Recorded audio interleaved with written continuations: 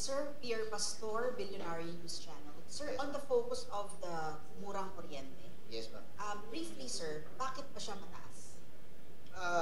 Because 70% of our power source is imported oil.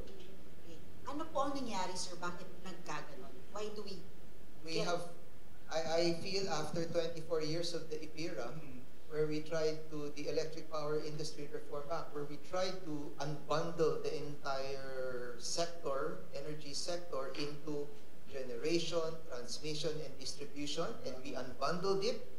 We tried to divide them so we could allow the sectors to stand on their own para magkaroon ng competition. After 24 years of that, it was not succeeded. We have to go back to the IPIRA. Re-repesuhin natin yun. Babalikan natin yun. Pero imagine naman, Miss Pastor, wow. So, pag-aaralan natin yung buong transmission, tapos yung generation, at saka yung distribution. Kailan pa natin mai-deliver yung resulta nun sa taong bayan? Kaya nga, 3 weeks ago, nung na-proclaim yung murang kuryente, and I assumed my place in the 20th Congress, the first bill I filed was to, hindi ba kaya pwede yung 12% VAT sa electricity, tanggalin muna natin. Yun ang pinaka-critical ngayon. Kasi yung 12% na yun, that is only 120 to 200 billion pesos. Maliit na amount yun sa national budget natin, yung 200 billion na yun. Pero damang-dama po yun ng taong bayan. Kasi yung power affects the poor more than it affects the rich. And as I said, ang power kasi, foundational sector yan. Pag yan, ang nabigyan mo ng less, tanggalin mo lang yung 12%, automatically 12% sa bulsa nating lahat savings mo. Ayan ang sabi nila, ako delikado yan. Kasi mababawasan po ng income yung Philippine government. At pag nabawasan, tatamaan yung growth. Bakit tatamaan yung growth? Pag tinanggalan natin ng 300 billion yung collection ng Philippine government at binalik natin sa bulsa nating lahat yon, hindi ba gagastusin din natin sa ekonomiya natin? So, hindi mawawala sa economy yun. Tapos sabi nila, hihiram tayo. Kasi kung binawasan mo ng 300 billion hindi kailangan tayo hiram. Bawasan mo yung gastos mo. Hindi ba ma'am? Mga pamilya tayo Pag naghihirap yung pamilya, are you going to continue spending or are you going to tighten your belt? You must tighten your belt to the minuscule amount of 200 billion. Kaya natin gawin yun.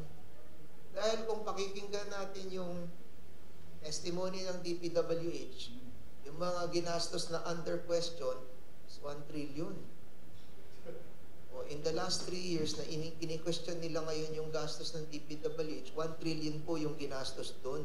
Ang sinasabi natin ngayon, humihingi ng konting reprieve yung taong bayan, humihingi ng konting pagitan lang na makahinga. Di ba pwede?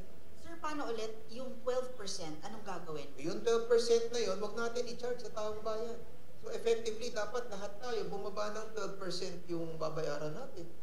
Automatically. It could also help the industry, sir, yung production na you mentioned earlier. Iba rin yun. As we bring down, kasi yung yung pag tinanggalan natin ng VAT yung power, which, how much? Mga 200 billion yun. 200 billion na yun, babalik po sa pulsa nating lahat. Very simple, ladies and gentlemen. By how much?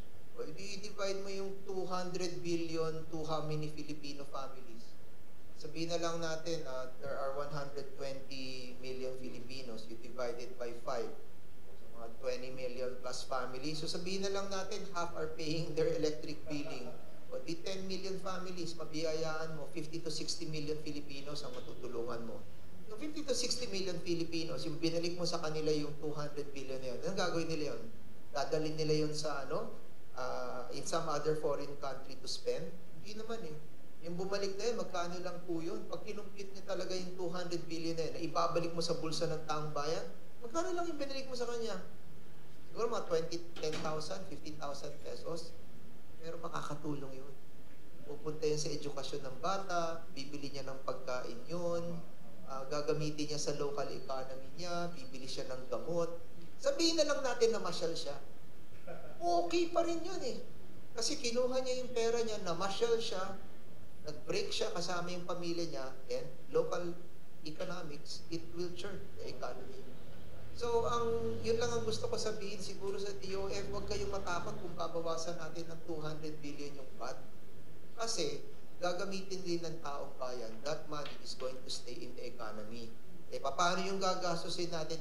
Uutang tayo ng additional. Huwag kang umutang. Sinasabi ko sa'yo, huwag kang umutang. Tighten your belt. Naghihirap yung pamilya ngayon. Do not spend that. Because unfortunately, masakit man aminin.